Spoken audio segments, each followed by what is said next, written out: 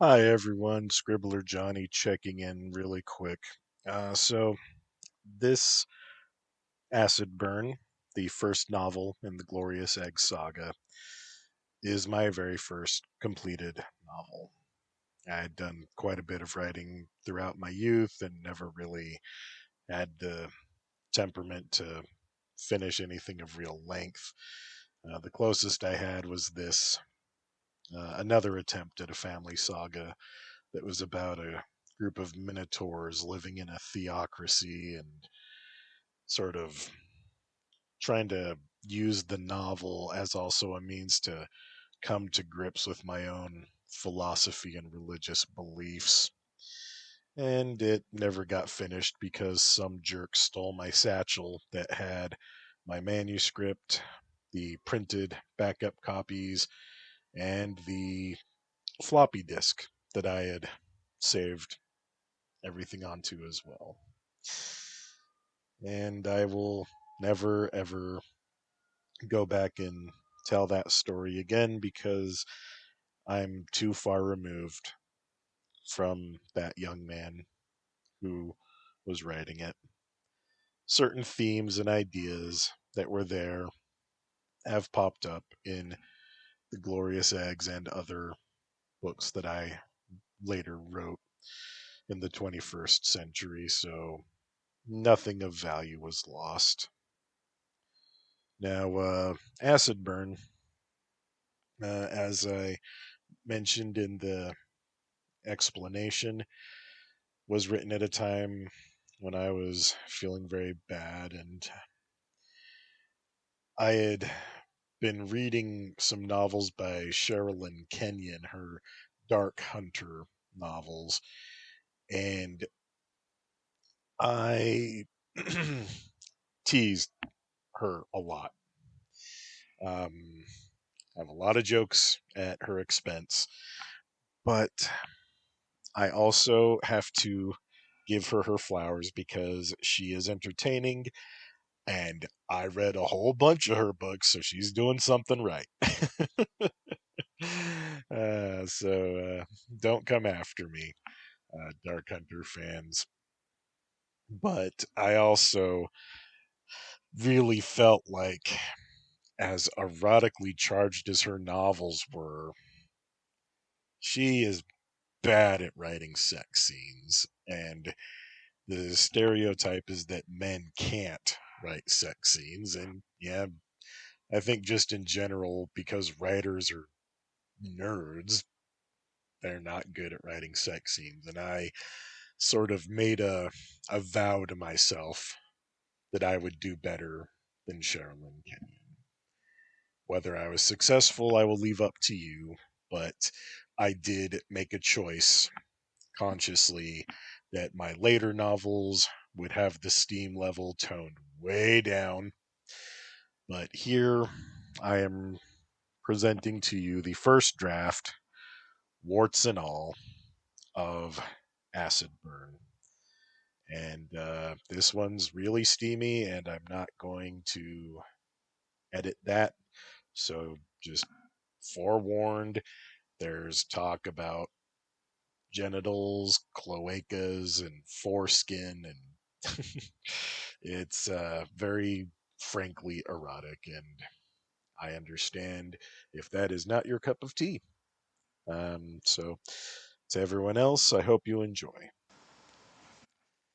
Acid Burn by Scribbler Johnny. Why don't they ever run? The good thing about brigands is I never feel bad about hurting them. Etta chuckled as Grimhorda the Seventh thrust his spear into the last brigand. Seven grunted. They always think their numbers make all the difference. Seven removed his yellow topaz encrusted dragon helm and mopped the blood from his snout using his headscarf. I hope you have plenty of cleaning solvent around prepared, Etta. These folks were messy. The Mataka Dragon Knight thrust his spear into the grass and began retrieving the bandits' weapons and placing them into a pile. I have learned to keep our supplies up, so yes. Etta adjusted her spectacles, and her long, upright ears twitched, indicating humor. The Vienna alchemist brushed her forearms and proceeded to organize their baskets to make room for the new loot. I do hope we hit a city soon so we can pawn this crap and get a hot bath. I'm worried I'll get thin before too many days on the road yet, she sighed.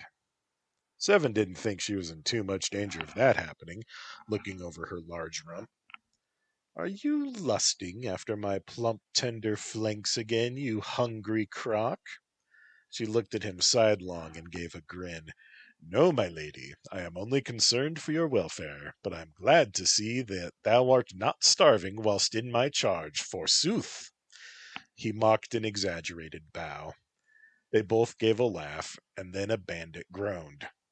Seven found the still living man and pulled him toward their wagon. Etta, does he get to live? The alchemist sighed theatrically and began dousing the brigand with healing water. This stuff is magical, so it ain't cheap. You better be worth our mercy.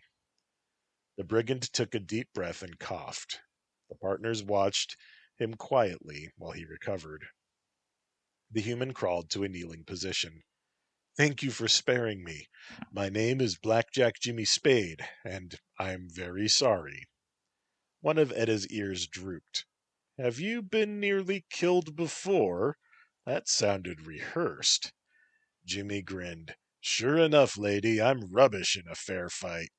So, um, can I have some food? We're only thieving because we're hungry. Seven and Etta looked at each other. The knight then addressed the bandit. You're lucky we're the good guys. We'll feed you and send you on your way. If we had been with the Church of the Unconquered Sun, you'd be on an altar before sunset. Oh, God save us from priests with sharp knives, Jimmy said. He stood and brushed his knees. Your friend's belongings are ours now. Price for trying to rob us, Grimhorda continued. So the next time you see a knight of the Topaz Dragon, leave them be. We're not known for mercy to robbers. We tend to make examples. Etta tossed a stalk of celery and a meat bun to the brigand. He ate ravenously and bowed. Seven resumed looting the bodies, taking off their boots to look for hidden coins. Etta held her rapier pointed loosely at where Jimmy waited while her partner worked, placing their victory spoils into a small heap. Jimmy kept staring at Etta. Never seen a Vienna so beautiful before, big boy? She asked scathingly.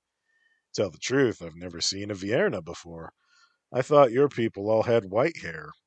We do, but I don't live by mainstream Vienna rules. I color my hair brown to look different from others.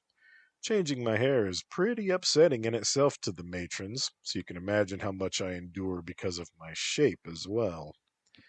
Well, there's nothing wrong with your shape, E. You're my partner, and I wouldn't change a thing. Seven had moved beside her and put an arm around her shoulders. Jimmy then looked at the ground, and Etta looked at Seven. Thanks, G. She kissed the tip of his snout. So, Jimmy, where are you from? Any bathhouses there? It turned out Jimmy was the only bandit from his town in the gang, and town was only a day's travel away. The partners let him share meals and put him to work for their vochos. The large riding birds were generally of a pleasant disposition and were easy to care for, but they felt they had to make him earn his meals. Jimmy had a way with the birds.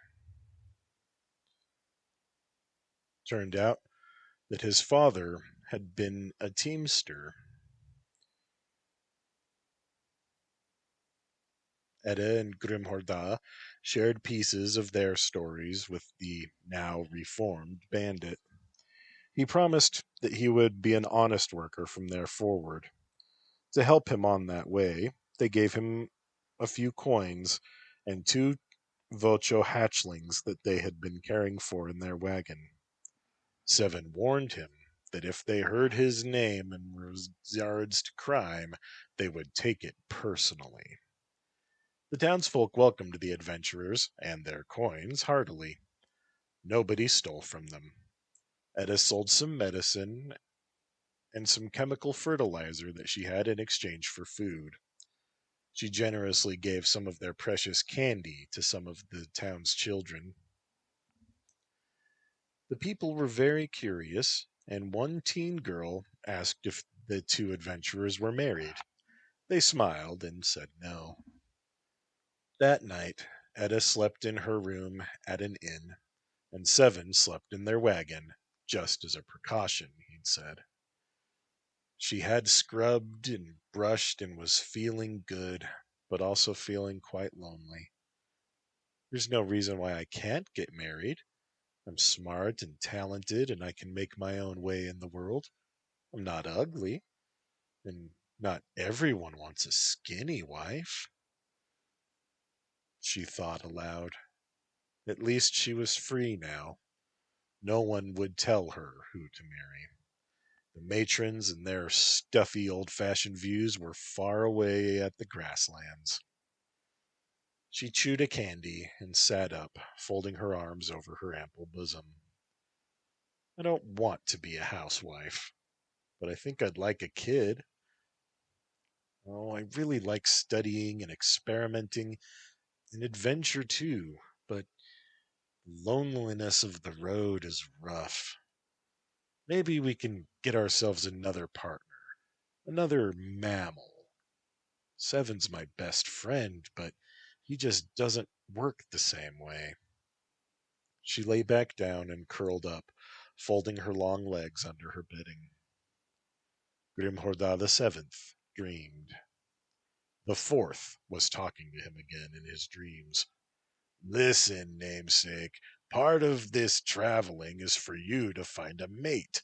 You have to carry and pass on the name. Just find some willing female, quicken her eggs, drop some money, and continue on your way, huh? We'll take care of the sprog, Seven growled. What if I want to be more selective than that, Four? What if I want to help raise my spawn? I am not you and the others. I am my own. Mataka herself knows you want me to be you, but the waters of fate have led me elsewhere. I will find my path, not yours, and I will yet bring honor to the name. Have faith. Four looked down and grew in size. Mother River sees all, and does not see fit to tell me where you swim, namesake. I respect her silence, and I respect your courage and wisdom. But if you shout at me again, Sprog, I will feed your bones to the sea. Mataka herself will not stop me. I'm the only other of our line who devoided the path of the shaman. I am your best ally. It is my harpoon that you carry. You have burdens to bear, and one of those is reverence for your forebears. Even in his sleep, Seven hissed. Forebear, forgive me. I am grateful for your protection and guidance. Please, be patient and let me go my own way. I don't intend to die without passing on the name. It is larger than all of us, as you know, given to the first by Mother River in the long, long ago.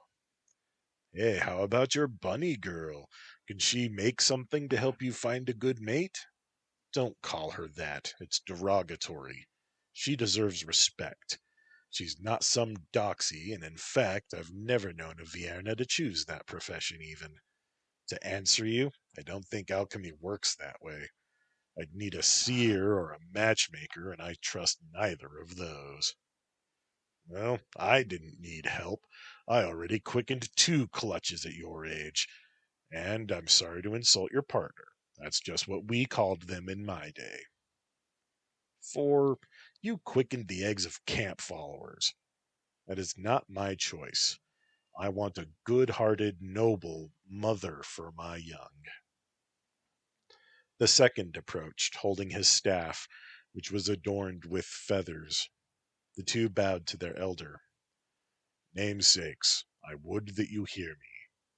Both answered, Forbear, we will listen. I am second, and I have watched you grow and learn. Hear me. Seventh, you are yet inexperienced.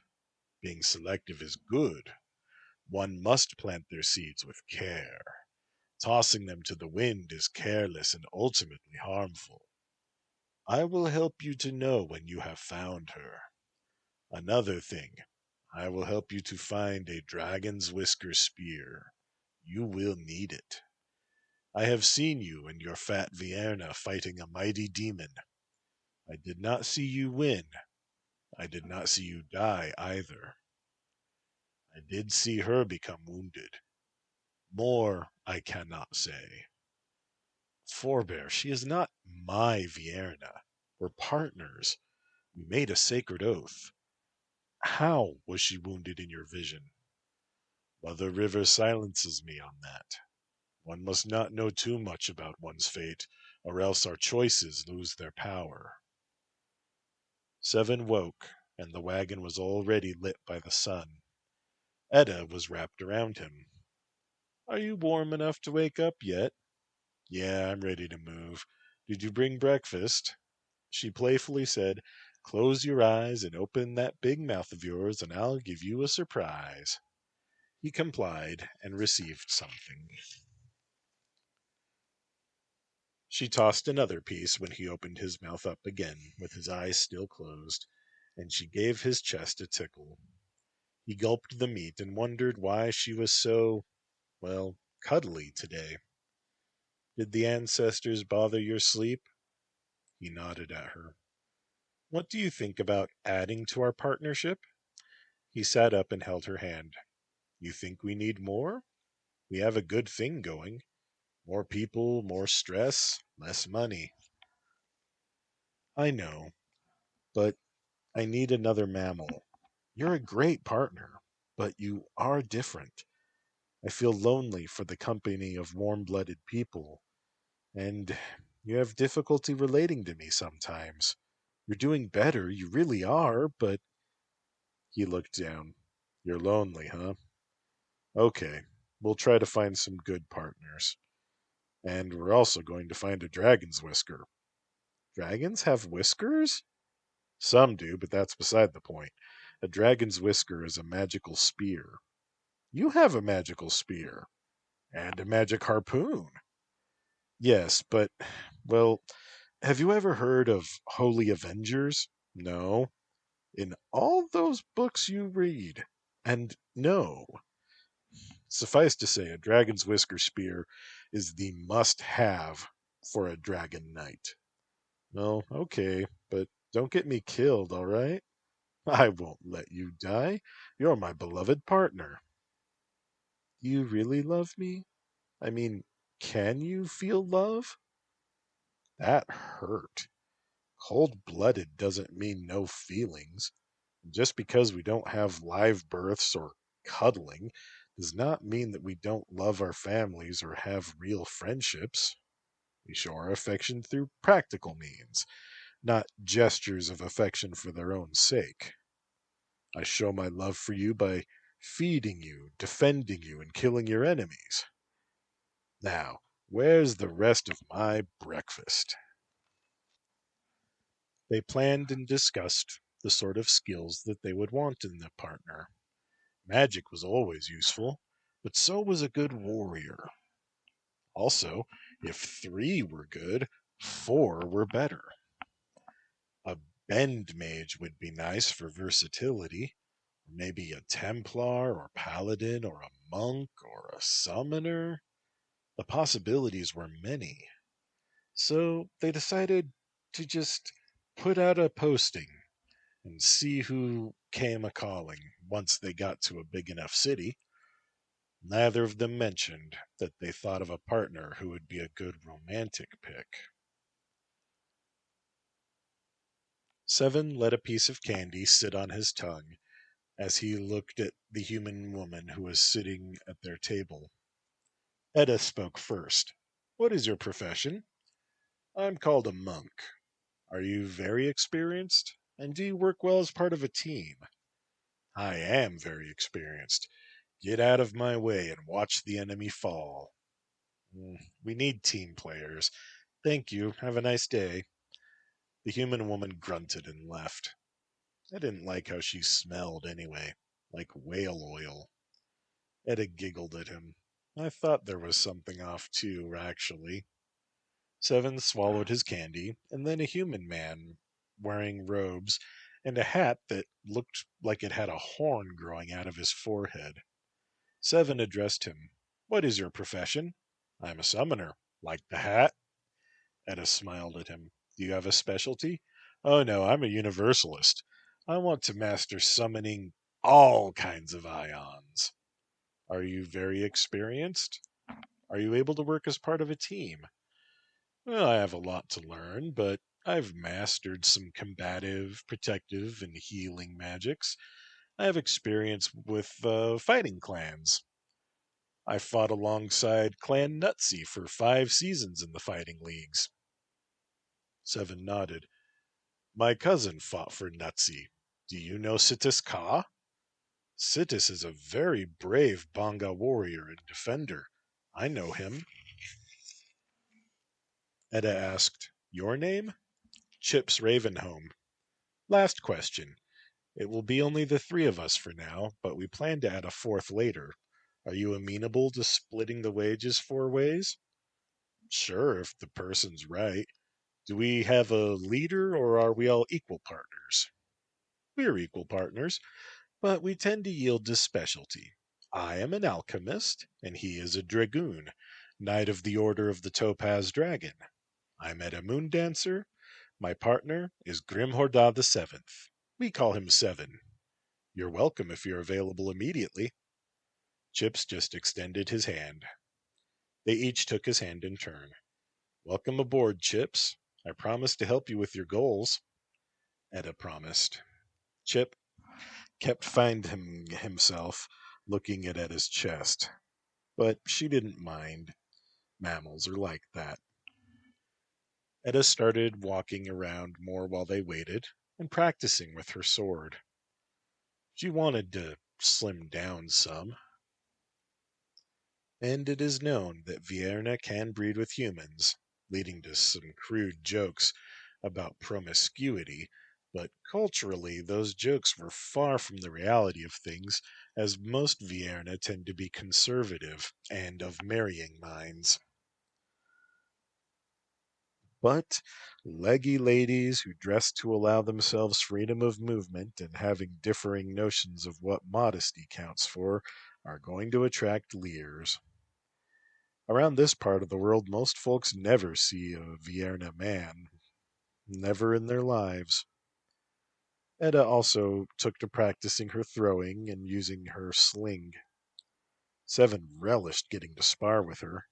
Helping her to improve and get stronger was another of those practical Mataka signs of affection. Chips watched them and always applauded when they finished. So, Chips began one day after several weeks had passed in this city. Not that I mind watching you practice, but when do we head out and start making money? To be honest, I've been watching you to see if we'll get along. Also, I've been waiting on a vision. A vision? From my forebears, Seven replied. Our destination at this time is to find a dragon's whisker spear. Chips whistled. See, he knew. Etta tripped Seven and playfully kicked him. She helped him back up and gave his snout a smooch. You behave, she teased him. Chips flushed. Are you two, he stammered. No, mating with her would be quite impossible, not to mention uncomfortable, Seven said and barked out a short laugh. Yes, with your claws and scales on my poor soft flesh, I think not. We are just friends. Etta gave Chips a pat on the shoulder. Mataka don't kiss, so it doesn't mean the same thing. Oh, okay. So any idea when the vision might come? Tonight is a new moon. I will learn tonight when I swim in the river Sarsu. We'd best pack and head out. I'll be ready in minutes, Chips agreed. I'll get the wagon and the team, Etta offered. Meet up at the south gate. I want to be closer to Destiny and out of this dull town quickly. They met up and headed southwest towards the river Sarsu. Chips was sitting in the wagon, lending their vochos his reins. Seven and Etta were walking alongside the wagon. They trotted out ahead a ways, the exertion making Etta breathe heavily. Why now are you doing so much extra exercise? Seven asked. I don't want to be so chubby anymore. Well, I encourage you to be stronger and fight better. You're making good progress, Seven replied. Thanks, G. Do you think I'll be more attractive? I can't speak for mammals. I value you greatly, and I thought that being separated from you, or you being hurt or killed, fills me with great distress. Were you a Mataka, I would beg to quicken your eggs so you could raise the eighth. Etta blushed. You're always so direct. I'll take it as a compliment, though. Having said that, I smell his musk heavily when he is close to you. I think he likes your legs and your, milk things especially. She gave his arm a punch and then gasped in pain after barking her knuckle against his armor.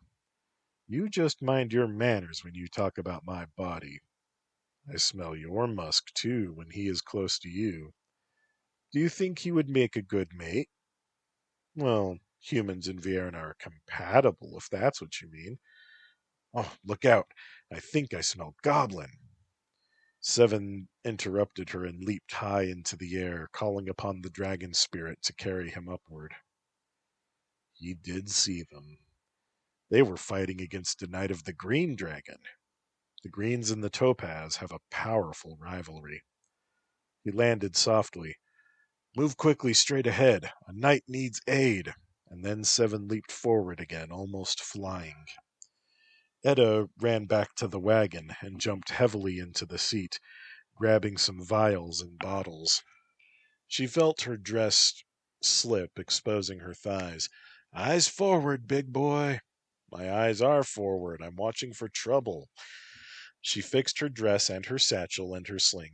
Good. Plan on a lot of them. Seven was already out of sight, past rocks and trees. It wasn't long for them to catch up. Seven landed on one goblin and almost absent-mindedly gutted him. And Seven spoke out. A topaz knight offers aid. The green he saw was human, gasped a reply. The Green Knight accepts. Seven swept his spear in a wide arc, sending several goblins sprawling. The human knight found new vigor and impaled two of them in one lunge and flung them aside. Seven killed two more himself, slashing open their bellies. It was then that the wagon arrived, and Etta used her sling to throw a bomb that coated 5 goblins in frost, one of them dying. Chips raised his hands. Shiver, come to me! A blue feminine figure appeared from thin air and blew a kiss, sending frigid wind and shards of ice flying. 3 goblins lived to run away. All totaled, 10 dead. Shiver gave Chips a wink and made a kissy face before blinking out of sight once more. The Green Knight leaned on his lance, panting. Etta clapped and gave Chips a kiss on the cheek. Nicely done. Our boys are unhurt.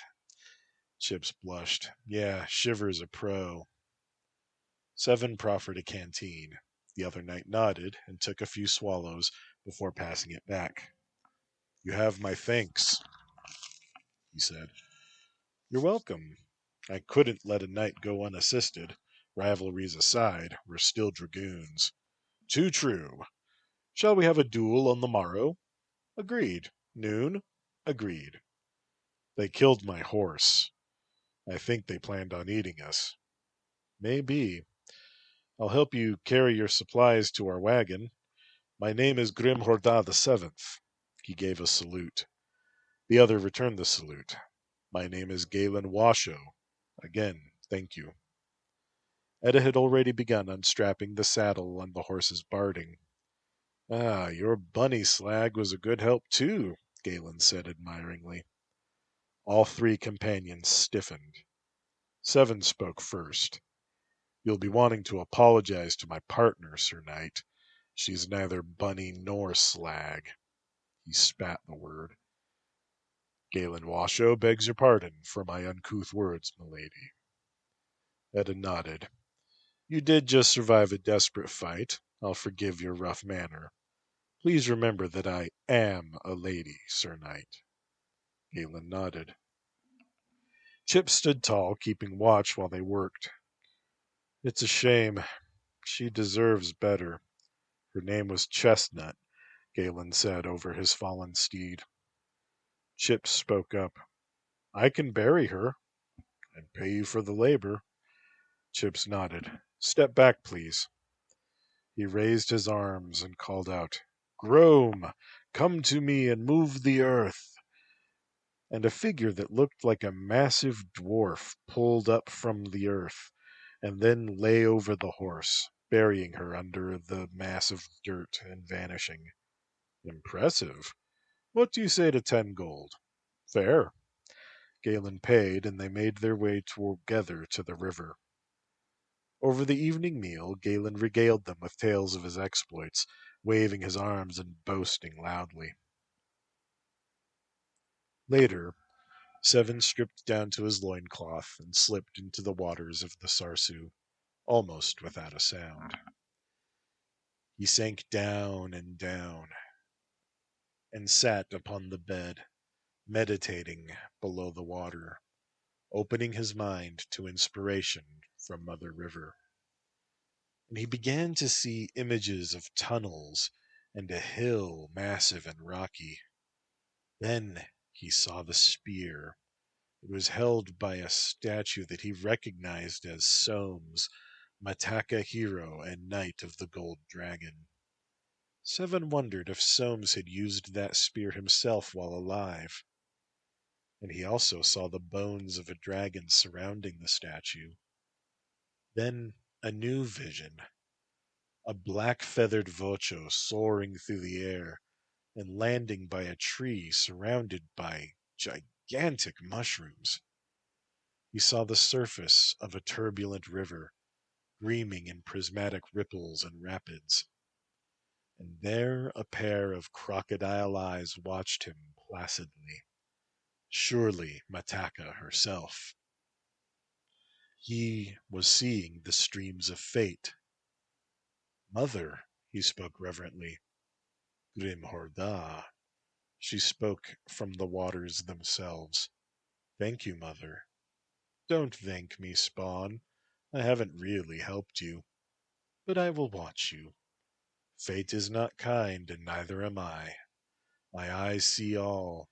The rivers tell me all. I smell blood in your fate. Maybe your quest will fail. I will watch you. His vision ended. Mother River is not kind, but she teaches. Pain is the best instructor. Seven knew to plan for hardship, and he thought of things to neutralize acid burns. Why had that notion come into his mind? And back on the land, Chips rapidly got uncomfortable. Uh, did he come up for air and I just missed it? He asked. Etta patted his knee. Don't worry, Chips. Mataka can hold their breaths for a very long time. He's meditating and communing with the spirits and blah, blah, blah. Chips and Galen both looked at her. Milady, you are not reverent to spiritual matters? Galen asked. Etta picked a speck of ash from her dress and replied, I don't bother the gods or my ancestors, and I hope they do me the same courtesy. She cleaned her glasses and continued. Grimhorda is almost constantly pestered by the spirits of his forebears, constantly telling him what to do, how to do it. I got sick of the matrons doing that a long time ago, and that's why I left the grasslands. Seven can't escape it, just because he was born and named Grimhorda. No, thank you. Yes, but what about your moon goddess? She's not a goddess of the moon, she just lives on the moon. Lots of gods do. And all the Mugu people believe that all their ancestors' spirits live on the moon after they die. She hasn't bothered me yet, and I intend to stay out of her business. That's all I want to say on the subject, Etta insisted. As you wish. Galen inspected the heraldry on his tabard, which showed a tree and a green dragon.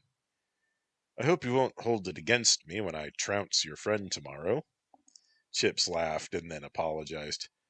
I'll bet you he wins. He's strong, fast, and wily. What do you say? Galen bit a fingernail. I'm a rather experienced duelist. I've fought more dragoons than I have other foes, honestly. But I'll take you on. My wager is a kiss. Etta's ears both lowered. What kind of wager is that? He grinned. I'm considered handsome where I come from. If I lose, I'll kiss the clever Vierna, and if I win, I'll claim a kiss from you, Sir Summoner. Chips paled. That sounds like even if you lose, you win, and if you win, I lose. I don't make a habit of kissing men. That's what makes it a good wager. If you prefer, I could do some service instead. There's not much money in dueling, you see. Etta stood. Excuse me, but I am not chattel. Chips does not decide who claims my favors, and neither do you. She moved to slap him, but Galen caught her wrist. Very unladylike. My wager was intended to be light-hearted fun, but I see you don't want to be friends. And he squeezed hard before releasing her. I've never been spurned. I warn you I will have you. Never had a Vierna before. And what matter if my first is a tub of lard like you?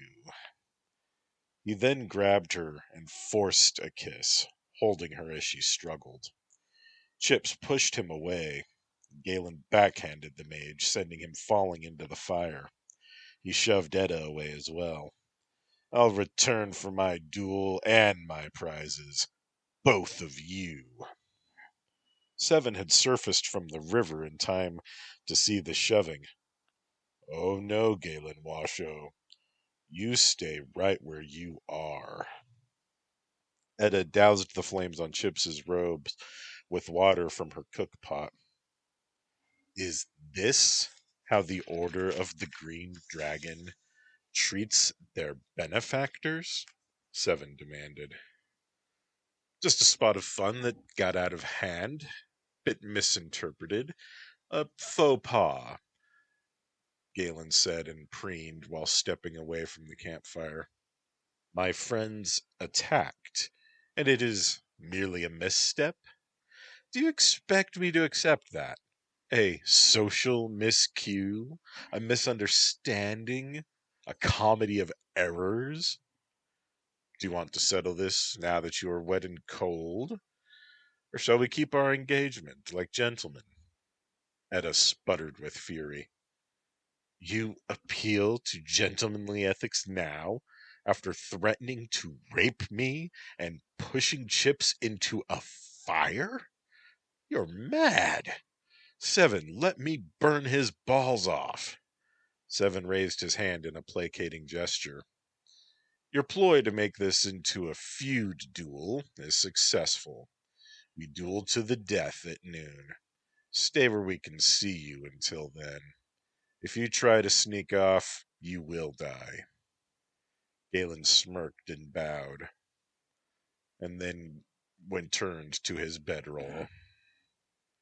Seven began toweling off using a blanket, and Etta asked Chips, "Are you burned? I have some salve. I can get a bit." Chips blushed and changed his robes in the wagon. Etta could be heard saying, "Relax, I have to help you get better. Just let me see." Chips shrieked and Galen laughed. Seven grimly told him, "Laugh all you can. Tomorrow your japes end. I have seen the river of fate, and my flow does not end tomorrow. I'm not afraid of you or your river goddess Croc. Your partners will become my slaves and all your goods mine. I will use them and use them." "I already told you, you won't. I'm sorry you don't have a chance to mend your ways. But consider this.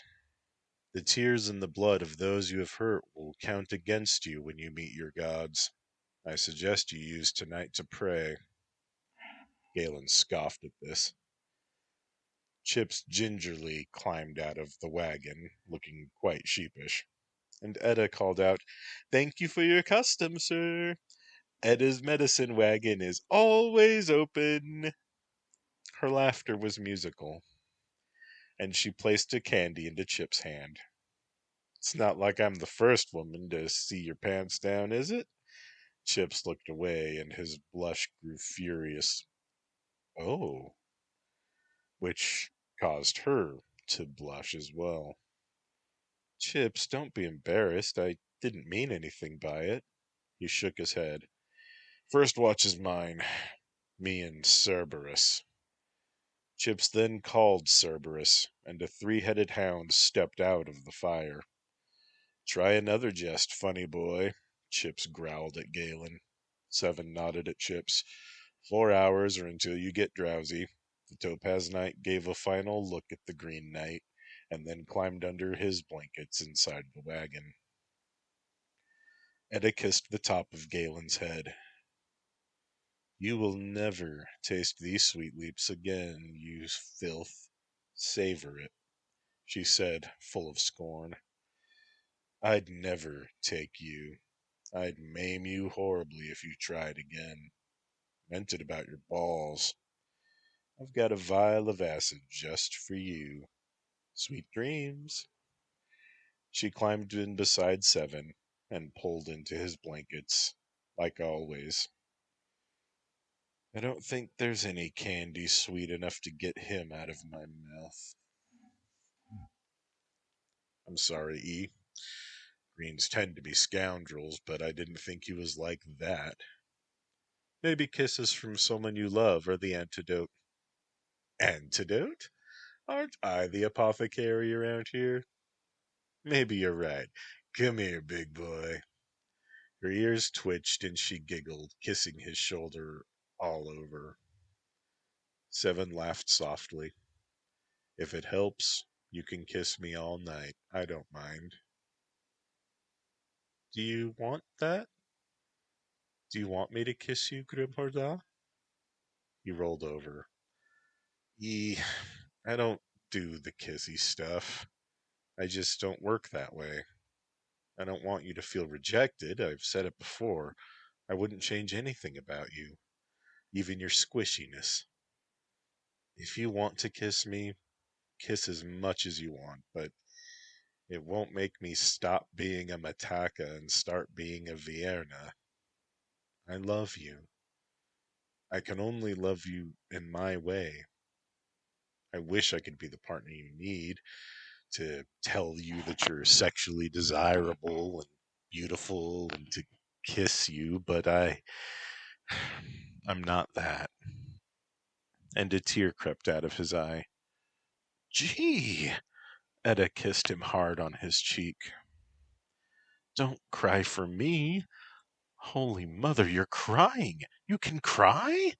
He placed a claw over her lips. It seems I can. It's altogether strange to me. I think maybe we should keep that between us. Gee, it's our secret. Do you really love me? All of me? He caressed her cheek softly, and then the back of her head, and her eyes closed, and her lips parted for a kiss that never came. E, I love you my way. I cannot be your mate or love you in the mammal way, and I don't like repeating myself.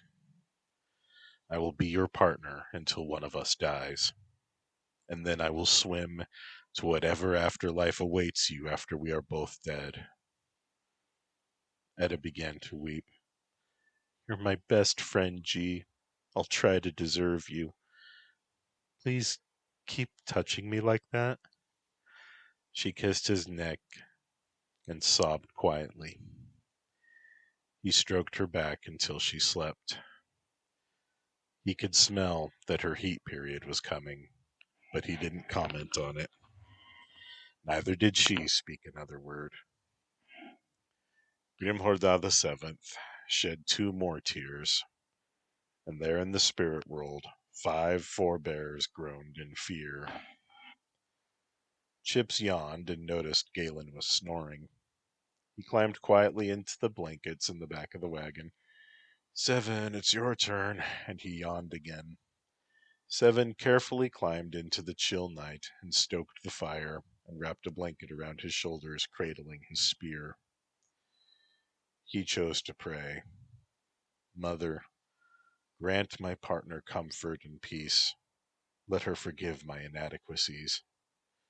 His forebears shuddered and prayed, Mother, please don't turn this into one of your experiments. Please.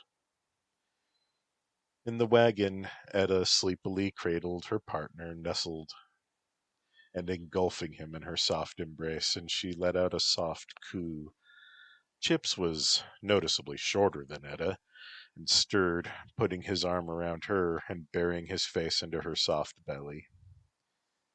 Etta dreamed of a dream lover and held Chips close. Chips dreamed of his mother, back when she was pregnant with his younger sister. Do you feel her moving, Chips? She's saying hello. Hi, Molly. I promise to be a good brother. Chips rested the sleep of the just. Etta, now fully feeling her heat period upon her, thrust herself into Chips's knee convulsively, moaning in the passionate embrace of that dream lover. Grimhorda the Seventh did not wake Etta for her watch, but he paced the area, performing the dance-like steps of his practice drills, vowing silently to avenge his partners upon the hated green. In the light of dawn, Galen sat up to find Seven watching him with the spear on the crook of his arm. He couldn't read the Bonga's expression. Are you still raw about last night, Sir Topaz? Without doubt.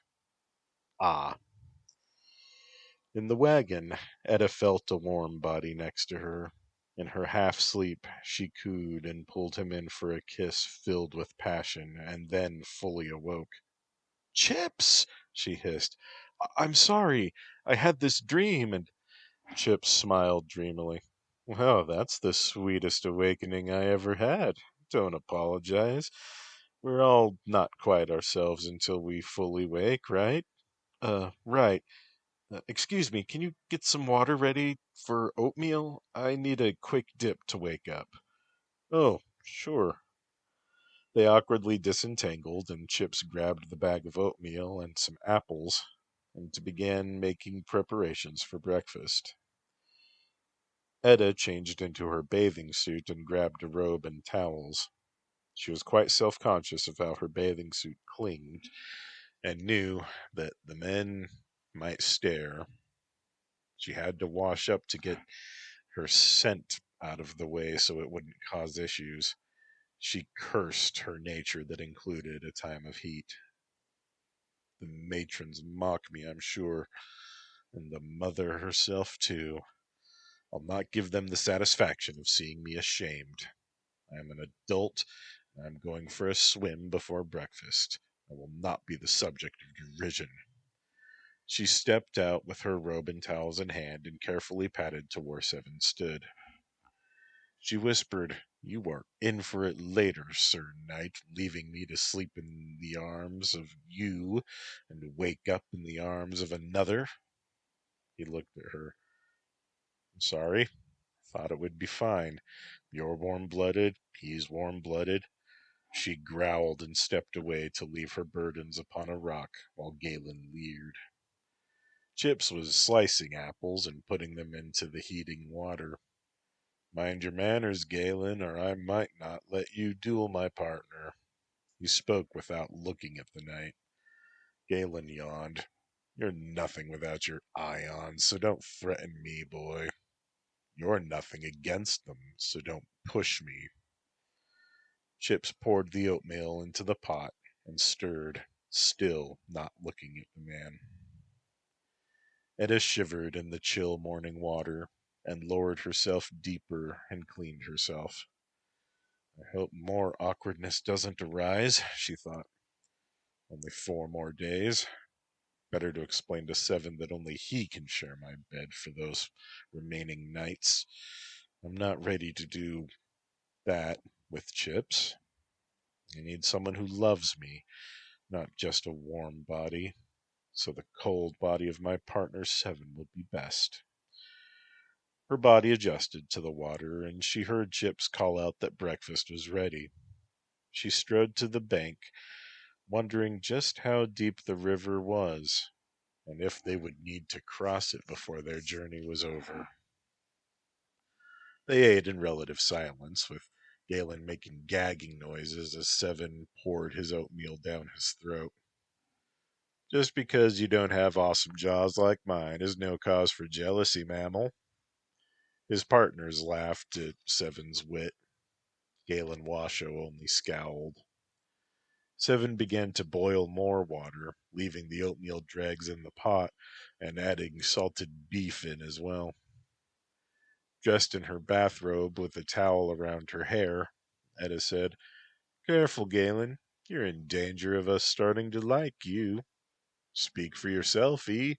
I never killed a knight I didn't like," Seven said with a laugh. She stood and rubbed his shoulders. "I never knew that about you." And she leaned close to his ear, mindful of how she must be giving Galen an eyeful. And she said in a sultry voice, "I guess I like him too, G." She gave his ear a kiss, and she sashayed back to the wagon to change into more appropriate attire, which in this case meant a rather revealing dress, and then she buckled on her mother's sword and her leather pauldrons to protect her shoulders, and for the harness to draw further attention to her chest. Drive that lecher to distraction and be ready for dirty tricks. Green Dragon's breath is a poisonous gas, so let's get some chalk dust to try and soak that up. Some healing potions, bandages, and a splint, just to be sure." As she put all of these into her satchel and her apron pouches, she popped a candy into her mouth and then grabbed 2 more for her friends. Galen was stretching before putting on his armor. Seven was also. Both of their tabards displayed the dragon of their respective knightly orders, as well as a tree for Galen and a desert oasis for Grimhorda. When they were both finished, Etta gave a candy to Chips, and then Seven declined the one she offered him. He held his helmet in hand and spoke up. "We agree this duel is to the death. Any rules? I propose no breath weapons in respect to the spectators." "Rubbish. They should give us enough room. I warn you, I have 5 knights' blood upon my lance and their heraldry." Seven said, "Very well. Give us lots of space. Prepare yourself." Etta and Chips ran back, and then separated from each other as well. Etta stared at Galen, directing her hatred into his face.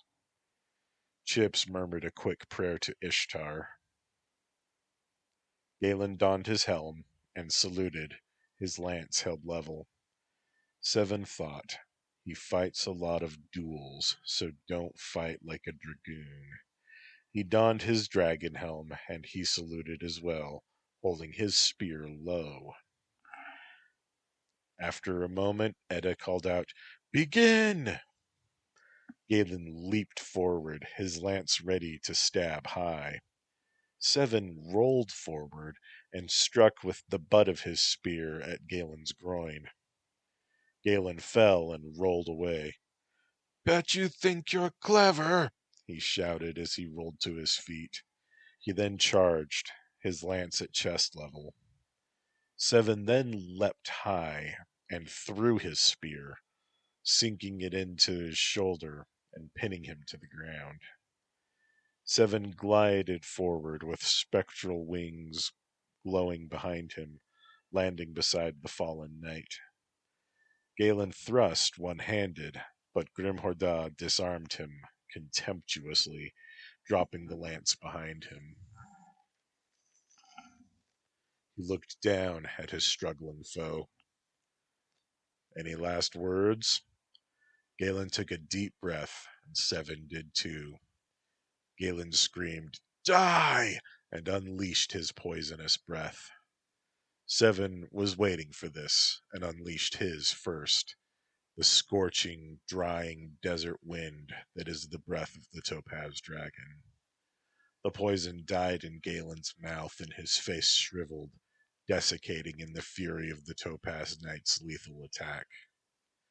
Seven wrenched his spear free of the mummy that had once been Galen Washoe. Using the broad blade of his spear, he cut the heraldry of the Green Knight free and tied it around his spear. He raised it high. "Victory, Topaz! Witness me!" And a small dust devil swirled around him and carried away Galen's corpse. Chips and Etta cheered. Seven leaped to be beside his partners. "I got so lucky," he said, relieved. "My breath was never that strong before." Chips clapped his shoulder. "So, what happened to the body?" "It's being transported to the Order's garden to be ransomed." "Ransomed? How dreadful." "Did you think that dragons were nice? Dragon knights follow a draconic ethos. Don't worry, he was a bastard." Etta frowned. "That is a gruesome thought all the same, Seven." He shrugged and lay his spear reverently against the wagon, and then picked some beef out of the pot using tongs and placed them into his bowl. He ate thoughtfully, and Etta watched him without saying more. Chips served himself some of that salted beef as well and sat beside him, waiting for the meat to cool. Etta felt a little ridiculous and changed again into her traveling clothes, which included short pants.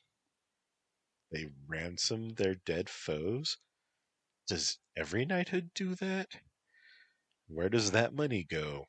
More ransom? The thoughts made her shudder. Chip said, "So is Etta always so affectionate in the morning?" "Oh, yeah," Seven replied. "She likes cuddling and other mammal stuff." "I see." They finished eating, and Seven washed the crockery. Etta put away the supplies that she had gathered, and she held Seven's intended candy in her hand, and she studied it as she wondered how much still she didn't know about her partner of 2 years. She stepped out of the wagon to see that Chips and Seven were drying the crockery. "How many costume changes will she subject us to in one day, right?" she joked. Her partners gave polite smiles. "Are we leaving soon?" Seven stood and faced her. "Aye. Do you know of any place where there are large mushrooms as big as bushes growing? I do. A country east of here called Cassandra. We can follow the river part of the way, and then there's a road about a mile from where we are, with a little detouring. I'll get my map. Chips carried the crockery to the wagon. Big mushrooms? Why? I saw a black vocho by a huge tree surrounded by such mushrooms. Do black vochos fly? They do. Etta returned and unrolled the map onto a large rock. Okay, so here's the Sarsu, here's the borders of Cassandra, and roughly where we are here in Antweiler. It wasn't long before they were on the road to Cassandra. Etta was sitting with Chips driving the wagon team. There's no easy way to breach this topic, so I'm just going to be direct, she said. My people have periods of heat, and I am now in this state for the next 4 more days. Please sleep separately from me during this time, and after that we can share blankets again without any problems as good friends and partners. Also, if you smell anything musky, you know what it is, so please don't mention it. I'd never take advantage of you, Etta. Thank you, but I am more comfortable this way. All right. Seven stopped and waited for the wagon to catch up to him. He resumed walking and said, I need to rest a bit. Etta sighed theatrically and hopped down and then jogged forward to scout position. Seven hopped up beside Chips. Be ready, he cautioned. Giant antlions up ahead. I want to see if she can see the warning signs or smell them. Vierna normally have pretty good noses, but I wonder if her alchemy has harmed her sniffer. Seven gripped his spear, preparing to jump. Hey, guys, Etta called out. I think the ground looks a bit weird and something. Then she screamed as one of the dog-sized insects burst out of the ground beside the road. She leaped back and threw a flask at it, but missed. Seven jumped and stayed behind Etta. It's yours, Etta. Right in its mouth. It charged her, and this time she hit, acid splashing all over its head and massive mandibles. It shrieked and stepped back. The sword, Etta! Finish it! She was terrified, but she drew her mother's rapier and thought of Galen gripping her and forcing his lips upon her, saying that he would have her no matter what. She screamed out her hate and revulsion and thrust into the antlion's face.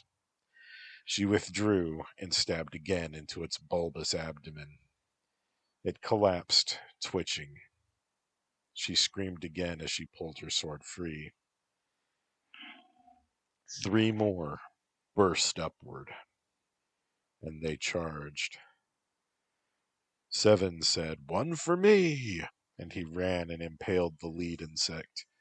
Chips called upon Cerberus and scorched the remaining 2. You made it look easy, Etta, Chips said and applauded. Seven opened his mouth in a smile and held out his arms. Etta trembled and pointed her rapier at him. You could have killed it any time. Yes, but you needed to release those harmful feelings. Galen made you feel lesser and degraded. You needed to reassert yourself. She lowered her sword and accepted his embrace. More of that practical Mataka love? You know it, you tasty morsel. Seven then released her. Do those have anything useful to your craft? She realized she didn't know out of hand. I'll check my bestiary. It turned out that these were venomous, so Etta collected 2 venom sacs. The others were too damaged. She also carved at their carapaces and removed their huge mandibles. For druid weapon makers, she said. That night, Seven spent some time spear fishing using a bullseye lantern in the river. It was too easy. He harpooned 7 fish, and Chips and Etta set about cleaning them. And Seven felt a terrible pain and was then pulled under the water. A giant snapping turtle had hold of his thigh and was pulling. He tried to keep calm and aim carefully. His thrust ended up scratching its shell pretty good. It released him to take another bite, and this time he struck true. And he fought with it, struggling and pulling it to the land out of its element. Chips reached to help pull, and Etta gripped its shell, hauling with all of their strength together to the shallow bank. And Seven leaned on the harpoon, driving it deeper, fighting to hold the monstrous reptile still while his partners repeatedly stabbed as well with their knives. It bit the harpoon and then died. Seven dragged himself out of the water. "My thigh," he gasped. "Is it bad?" "It looks bad. Chips?" The summoner panted and raised his hands. He waved them in an arcane fashion, tracing the threads of mana. "Chauncey, come to my aid!" A tiny, angelic figure descended in a small column of light. Chauncey clucked disapprovingly and laid his hands upon Seven's leg. The wound closed, the bleeding stopped, and Chauncey winked out after wiping his brow. "He'll be weak for a while. I think he lost a lot of blood." They fried the fish over their campfire. "What to do with Snappy?" Etta asked. "I hear they're edible, and I know we can sell the shell." "Looks like messy work," Seven remarked. It was. It took them an hour to remove the shell. They chopped the carcass into pieces and tossed them into the biggest pot, bones and all. "I think we should just boil it, maybe the rest of the night," Etta gasped. No one argued. Chips had a bucket of water by his bedroll and offered to take care of the pot, and the fire would be maintained by Cerberus. In the wagon, Etta was having a rough night. She was worried about her partner, and also in the sway of her body's notion that she needed to breed, and right now. "Gee, yes? You'll let me take care of you, right?" He stroked her back. "Yes, of course." She trembled. It felt so good to be touched. She pulled his blanket over her and nuzzled him. "It's bad tonight. As bad as it was last year." He patted her sympathetically. "I'm sorry you have to go through this." "Thanks. Thanks for loving me, too. Thank you for loving me enough to help me release my anger." By way of response, he pulled her close, reveling in her warmth. And she felt her body responding. "No," she thought, "do not do this." Her body ignored her, the traitor. She wrapped a leg over him and pulled him closer, yearning for more touch. Are are you certain we're not compatible?" She hated herself for asking. She already knew. "It's the reason you aren't sleeping alone. I can't possibly breed you." Did he have to use that word? It was so unromantic. Oh, stupid body. She kissed him. "You're so sweet. I'm glad we're partners." "I'm glad too. Oh, part of me wishes we could have children. They'd be born heroes. Or they would be monstrosities." "Good point." "My mind is stuck on baby making. I hope you have decent sleep. Could you touch me some more?" He caressed her back softly, and she all but purred. His hand slid down to her rump, and she gasped. Do that! More of that! She panted. As you wish. He felt a bit uncomfortable, but he wanted to make her happy. Etta began to kiss his neck and his chest, cooing and moaning. Her leg powerfully squeezed his waist, pressing his body against her softness. He felt some wet heat, and he stiffened, feeling very uncomfortable now. No, it's good, she whispered.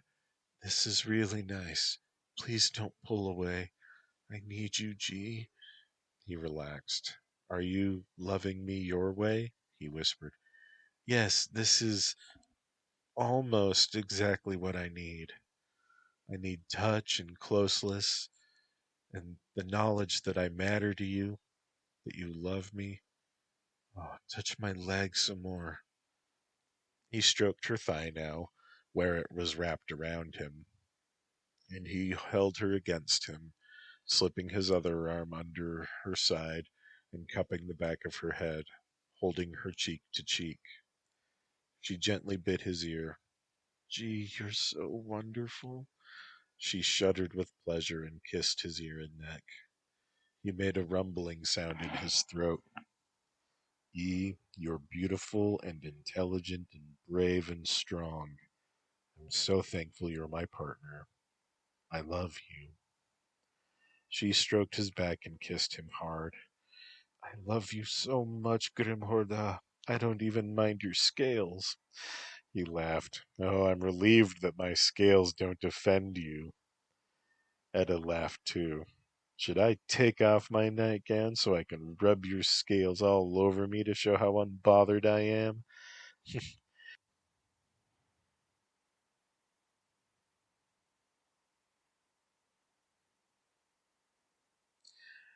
You're trying to seduce me. You are so sexy that you're trying to sex a man who hatched from an egg. She giggled and bit his shoulder and thrust her hips against his leg. I like hearing you call me sexy. She hiked up her gown and rubbed against his knee. He felt even more wetness and trembled, and she purred. You're helping me feel really good. Do you like that? You're loving me my way. I I like making you happy and giving you what you need. Yes. She grabbed his hand and pressed it against her breast and gasped, shuddering. Then she pulled her gown back down and began to weep. I'm sorry. I used you. Shh. No, you didn't.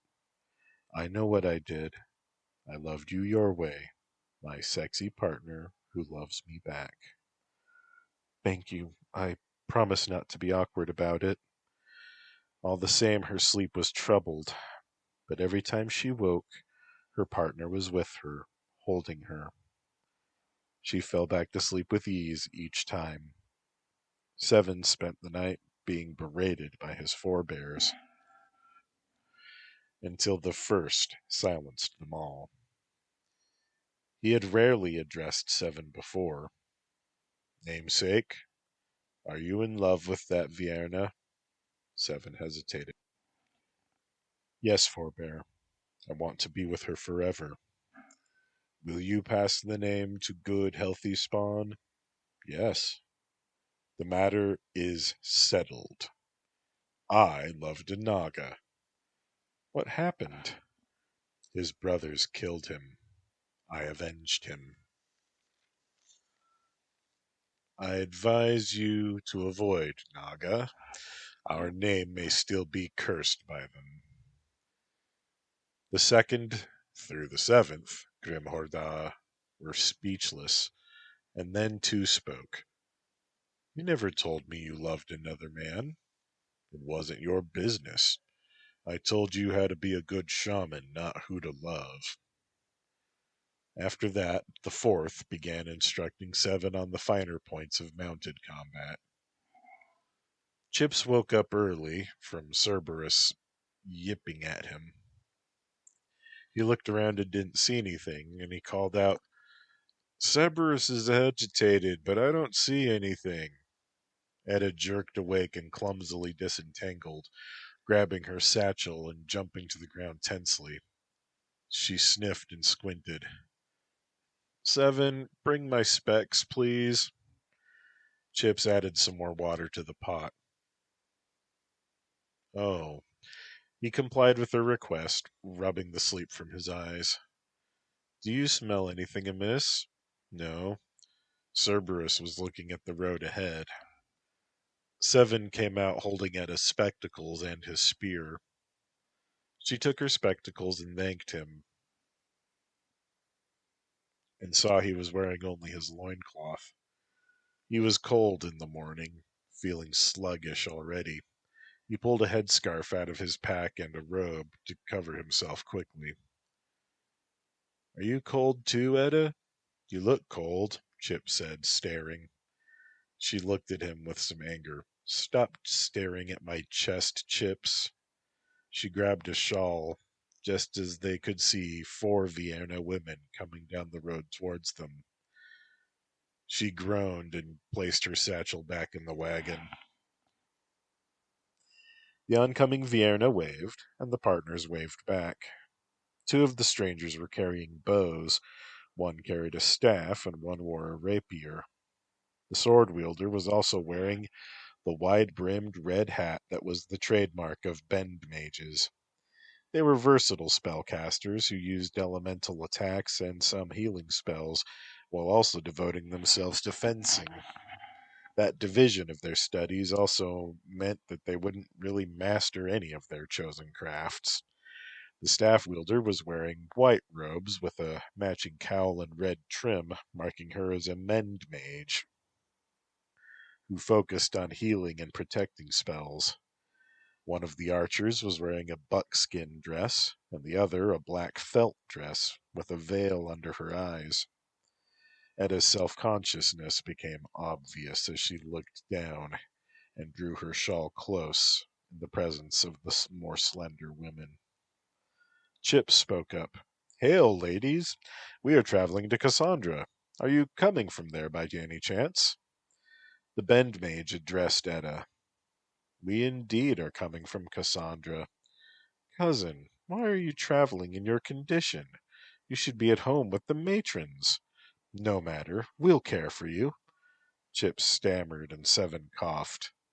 She is not with child. She is Etta, alchemist and apothecary. I am Grimhorda the Seventh, Knight of the Topaz Dragon, and he is Chips, the Summoner. The 4 Vierna burst into laughter. Sweet mother, you're fat. Why do you live like that? Shut your mouth. She's happy and good at her job, and that's all that matters, Chip shouted. The leather-clad archer spat. You shut it, man. We're talking to her. Etta spoke softly. I don't have to explain or defend myself to you. My lifestyle and my life are my own. This isn't the grasslands. The mend mage spoke. And why is your hair like that? Our white hair is a sign of our bond with the mother. Etta bit her lip. I'm different. I'm outside your rules and traditions and conformity, and I don't want to talk to you anymore, cousin. She climbed into the wagon and began to dress. The mend mage smirked, and the bend mage called out in the Vienna language, Don't you have a potion to make that fat disappear? Hiding yourself won't fix the problem. Brew up some self-respect. The 4 Vienna laughed at her taunts, and Seven growled in his poor version of the Vienna law. Not laugh, my friend. I hurt you. The 4 were stunned. She taught her pet muscles to talk? Does it do other tricks? You not good, Vienna. Mother cries you. I not talk more. You leave. He dare speak for the mother. Teach him manners. The black-clad archer shot Chips in the stomach quick as a thought. The other archer shot Cerberus, but the summoned Ion had faded as Chips lay bleeding. The Bend Mage drew her rapier and thrust at Seven, who batted her thin sword aside in a whirl of his spear and smashed the butt into her nose. The Bend Mage shrieked and held her bleeding nose as tears streamed down her face. "I'm coming!" Etta called. Seven leaped high, dodging more arrows. One of them spanged off the cook pot. He came crashing down upon the leather archer, stabbing her through the throat and groaning in pain from his still aching wounded leg. The Mend Mage was healing. The Mend Mage was using her magic to heal the Bend Mage. The archer in black tried to strike Seven with her bow, but he was breathing his fatal weapon, and the force of the wind sent her sprawling, her bow falling from her weakening grip. Etta screamed and fell out of the wagon, clutching her satchel. "Chips, don't die!" She scrambled to her fallen friend. The Bend Mage screamed, "Die!" and casted a spell of arctic frost. A block of ice flew at Seven's head, making him fall and shiver. The Mend Mage pulled his spear out of her companion's neck. She was also screaming. And everything, to Seven's eyes, was so slow. And he was so sleepy. He was too cold and too tired.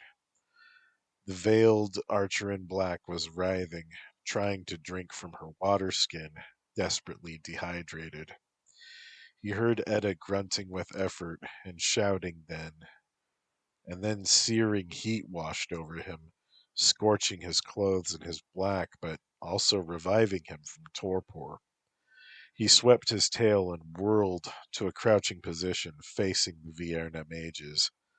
The archer wasn't bleeding anymore, but she wasn't moving either. "Think fast. Have to incapacitate the Bend Mage before I can get my spear. Can't breathe again for a whole day. That leaves my jaws," he thought. He couldn't spare a glance at Chips. The Mend Mage was already preparing another spell, and clearly so was the Bend Mage. Gods, those Bend Mages are quick. He lunged and bit her sword arm, grappling with her. He was far too strong for her. He flung her towards the river bank, and she rolled into the water. The Mend Mage stepped back. "You keep your distance, Mataka. I'll shove my staff down your throat." He glared and then feinted at her.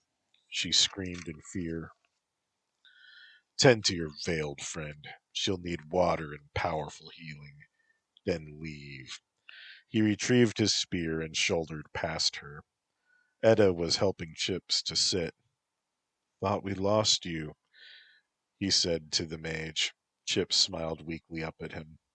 Brushing his brown hair out of his eyes, Etta stood, her face a mask of open hatred. She caressed Chips's short beard as well. And then she clutched a flask of acid and walked to the Bend Mage. The Bend Mage was staggering out of the riverbank, holding her arm. "It wasn't enough to insult me. You tried to murder my friends." The Bend Mage looked up at her. "Please don't kill me." Etta uncorked the flask. "Spare you your life? Yes. You will have a memento of our meeting, though." She splashed acid into the mage's face. The mage shrieked and fell back into the river, trying to wash the acid away, but the water only spread it before washing it away, leaving her face disfigured. Etta turned and walked back to the Mend Mage who was supporting the veiled archer. "Do you want some of this?" The Mend Mage shook her head. Etta corked her flask and picked up the fallen longbow. "Don't leave your garbage at my campsite, cousin. I want to see the back of you, and you'd better keep our names out of your bloody mouths." The archer leaned on her bow, but it splintered, damaged by Seven's attacks. Etta walked back to her friends. "My face! You bloody slag!" screamed the red-hatted mage. "My sword! My sword's gone!" Etta just glared. "All you had to do was be polite. It's your own fault, so shut up, Acid Burn, or do you want more?" The three Vienna limped away, the two mages carrying the leather-clad archer, the black-clad archer leading upon the healer mage's staff. Seven watched them go, while Etta fussed over his wounds. Chips called upon Chauncey, who healed him as well as Seven, and for several minutes the partners were silent in their private thoughts. Chauncey shook his little head and patted Chip's knee before vanishing. "The next people we meet had better be friendly," Chip said. His partners agreed. Chips and Etta worked on removing the skins and bones from the turtle meat. Seven fell asleep, overcome by his injuries. Chips picked up the remains of the longbow and put it into the fire, moving gingerly himself. Etta placed the meat into a separate pot and put on her leather gloves to move the pot away from the fire. Chips busied himself with some vegetables, while Etta emptied the other pot into the river. She returned with it half full of clean water, huffing and puffing. Chips motioned for her to sit, and slowly stood, sweeping the vegetables into the pot. As he put the meat back into what would become soup, Etta spoke up. "I think I'll add some salt, some ground mustard, marjoram, and false saffron." "False saffron?" "The merchant said it was saffron, but he lied. I don't know what it really is." Chips nodded. "If it's okay, I'm going to read a bit." Etta nodded and rummaged for her spices. The smell of the marjoram roused Seven. "You beautiful and good," he said in his broken Vienna la. She smiled and responded, "You only want more kisses. Admit it. Yes, kiss me many." Etta gathered the spices into a small cheesecloth bundle and tied it shut. "You get one now, one after you take another nap, big boy." She kissed his snout and rejoined Chips. His unopened book sat on his lap, a blanket spread beneath him. She dropped her bundle into the soup. "How long have you been a traveling medicine merchant?" he asked. "Maybe 3 years now," she replied. "How long have you known Seven?" "2 years. He knows me better than anybody." "That's why you act like a married couple. You almost are." She was taken aback. "I guess so. It's just that he's so different. All Mataka are. They're civilized and intelligent, but they're still different. Reptiles and all that." Chips lay his book down. "I've enjoyed our time together." She smiled. "We both like you, too." "It's not quite what I was saying, but thank you. I like you, too." And he smiled. "I think you're beautiful." Etta paused. "You do? You don't think I'm ugly because my hair is brown and I'm fat?" "I mean it. You're beautiful. And you're clever and brave." She moved to sit beside him. "Do you want to stay with us? Me and G, we're a package deal." "Yeah, I want to be a full partner, permanently." "Then it's a deal." They smiled at each other, and before she knew what she was doing, she held his face and kissed his lips tenderly. He returned her kiss eagerly, holding her arms, and she pulled away reluctantly. "I'd be lying if I said I hadn't been waiting to do that for a while now." "Me too." "So what happens now?" "I don't know. Keep on the quest and follow our hearts?" "All right." She kissed him again, and then stood to tend to the soup. Chips watched her, thoughtful. Am I in love? Is that this fluttery feeling? What about Grimhorda? They're practically married. Do I have to love him too? What are we? Partners. That's all the outside world need ever know. But alone, oh, I guess there are different kinds of love. You're staring again, big boy. Mind your manners, or I might have to do something about it.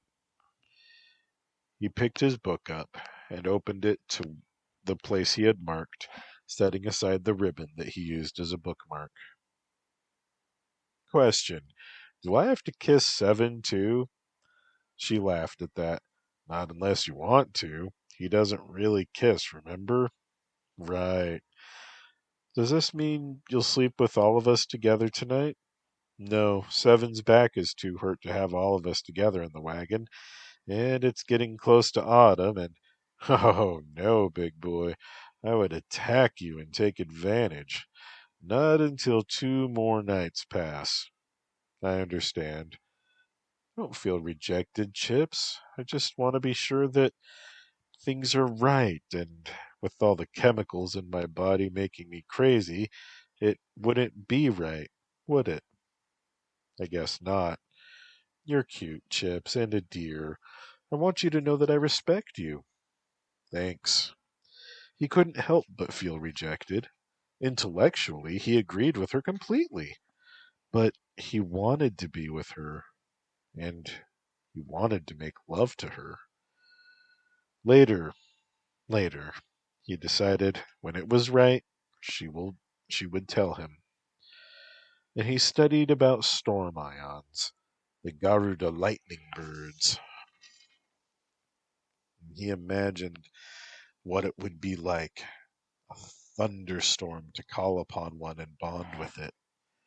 Etta was busying herself with some sword practice as the soup cooked, and she was lost in thought. What does come next? We rut right there beside Seven? We make him give us privacy? I couldn't force him to leave us or sleep alone after keeping him warm all this time, and the weather will just get colder. Her conservative upbringing was railing at her for thinking like this in the first place. She should go back home for the matrons to pick out a husband for her and go live with her sister wives until given leave to travel again. She should stop treating her hair with the dye that she had been using. She should just give up on her whole life and everything that made her happy. They would find out what made them all happy, and they would just live their own lives. The matrons and all her people could just disapprove all they liked. And she was winded by then, and sheathed her sword. Her sword. It had been her mother's, but she had given it to her. It's Etta's sword. No one else's, she thought. She checked on the soup. Not quite ready yet. She sat beside Chips again, leaning into the short man, conscious of how her breasts pressed into his shoulder. He looked up and she kissed him. I've made a decision. Yes? I can't speak for G, but I want the three of us to just decide what we are happy with and let the rest of society go hang. I love you both.